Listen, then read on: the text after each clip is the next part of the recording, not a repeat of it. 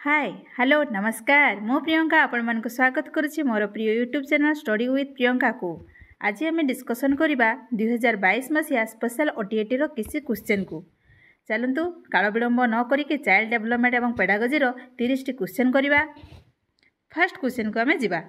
First question कौन अच्छी पिलामानंक मध्यरे मूल्यबोधर विकास रे निम्नलिखित मध्यरु केउंटी गुरुत्वपूर्ण भूमिका ग्रहण करे। प्रार्थना सभा ना बुद्धिजीवी ना सठिक सामाजिकरण ना समस्त विकल्प ठीक अच्छी। एथिरे देखंतु सबु विकल्प ठीक अच्छी तेणुक आंसर कौटा हम आंसर हूँ डी। ओके तापर 2 नंबर क्वेश्चन को जीवा आमे देखंतु विद्यालय रे शारीरिक शिक्षा कहीं आवश्यक। आपण माने चिंता करंतु विद्यालय कथा मने पकांतु विद्यालय रे जो हमर शिक्षा हुए जो एक्सरसाइज हरिका करा हुए ताले कौन विकास ही थाए ना शारीरिक विकास पाई ना शारीरिक स्वास्थ्य पाई ना उत्तम खाद्याभ्यास पाई ना समस्त विकल्प ठीक अच्छी। एथिरे देखंतु समस्त विकल्प ठीक अच्छी तेणुक आंसर कौड़ा हम ना डी। तापर जा 3 नंबर क्वेश्चन को विद्यालय निम्नलिखित नीति मध्यरु केउटी भूल अटे। विकास रे व्यक्तिगत पार्थक्य अच्छी ना विकास हूँ समकक्षता फलाफल ना एक निरंतर प्रक्रिया ना पूर्वानुमान योग्य। चिंता करंतु जदि आप बुझीपारे ताले इंग्लिश रे पढ़े कहीं इंग्लिश में बहुत डेली यूज करुचे तेणुक शब्द गुड़ाक आपको जनाशुना लगे। There are individual difference in development ना डेवलपमेंट निहाती इंडिविजुअल डिफरेंस होता है। Development is the result of coincidence ना it is a continuous process ना इट इज प्रेडिक्टेबल। आपन जानि पारुथिबे गोटे नेगेटिव अछि देखंतु कोइंसिडेंट केबे हुए कि डेवलपमेंटटा तेणुक तार आंसर कोडा हबो ना बी। ओके तापर जिबा 4 नंबर को क्यों पर्याय रे शारीरिक अभिवृद्धि द्रुत अटे। आपण माने चिंता करंतु कौ समय रे अधिक शारीरिक वृद्धि होता है शैशव अवस्था रे ना युवावस्था रे ना बाल्यावस्था रे ना विद्यालय बयस रे कहतु कौटा हम ना आंसर हम ऑप्शन नंबर ए। ठीक अच्छे तापर जा 5 नंबर को 5 नंबर क्वेश्चन कौन अच्छी देखा। वर्ष को थरे परीक्षा करी तार फलाफल उपरे मेधावृत्ति देवा क्यों मूल्यांकन अंतर्भुक्त। वर्ष को थरे परीक्षा हम तार फलाफल उपरे पुणी मेधावृत्ति देवे कौ मूल्यांकन दि जाए स्कॉलरशिप कोटे दि जाए व्यवस्थापन ना निदानात्मक ना गठनमूलक ना समाप्ति सूचक। ऑब्वियसली एटा तुम आपण माने समस्त जानिथिबे ना होची ऑप्शन नंबर डी समाप्ति सूचक। तापर जिबा 6 नंबर को जदि एक शिशुर मानसिक बयस 5 वर्ष और क्रोनोलॉजिकल बयस 4 वर्ष हम तेबे शिशुर आईक्यू केते। आपण माने जानिथिबे आईक्यू रो फॉर्मूलाटी कोन ना आईक्यू होची mental age by chronological age into 100। एथिरे मेंटल एज केते अछि ना 5 अछि क्रोनोलॉजिकल केते अछि ना 4 अछि इंटू 100 कर देबे कतरे कटिबो ना 25 25 इंटू 5 केते हबो 125। तले आंसर केउटा हबो ना ए ऑप्शन नंबर ए। ठीक अछि तापर जिबा 7 नंबर को निम्नलिखित कौशल मध्यरु केउंटी रे पूर्व ज्ञानर परीक्षा आसे। पूर्व ज्ञान आम परीक्षा केतेले करिथाउ प्रदर्शन करिवार दक्षतारे ना परिचयर दक्षतारे ना उत्साहर परिवर्तन दक्षतारे ना मने पकेइबार दक्षतारे।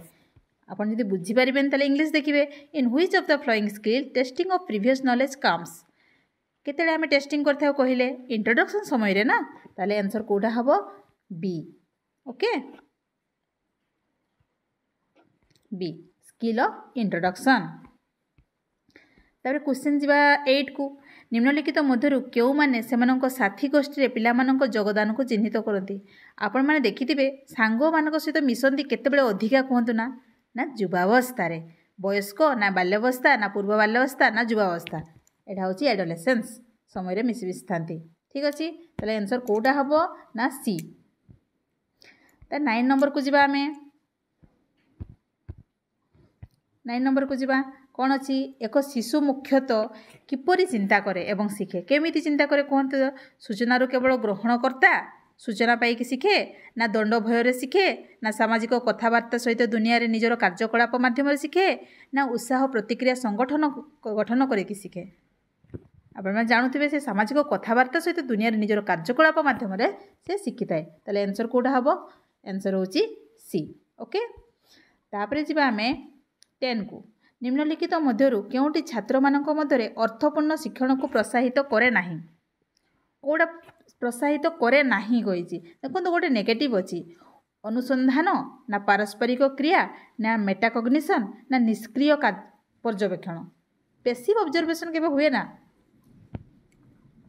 प्रोत्साहित करे आम सब एक्टिवली ऑब्जर्वेशन को आम प्रोत्साहित करवा ना आम के प्रोत्साहित करवा कि निष्क्रिय पर्यवेक्षण को पैसिव ऑब्जर्वेशन को ताले आंसर कोडा हबो ऑप्शन नंबर बी बुझी पारले ओके ठीक अच्छे बर्तमान आग को जीवा क्वेश्चन नंबर 11 को कौन लिखाई देखु शिक्षण उद्देश्यर अर्थ कौन जो आम शिखी थाए तार अर्थ कौन उद्देश्यमूलक शिक्षण फलाफल ना शिक्षण अभिज्ञता ना संक्षिप्त फलाफल ना एकाडेमिक सफलता कहतु कौटा कौपे आम शिक्षण उद्देश्य आम शिखी थार उद्देश्यटा कौन लर्निंग ऑब्जेक्टिव माने कौन आमर ना किसी आउटकम बाहर करवा आउटकम ना तेणुक तार आंसर कौटा हम संक्षिप्त फलाफल तापर जी आम केते नंबर जाइथिला 11 जाइथिला बर्तमान 12 नंबर को जीवा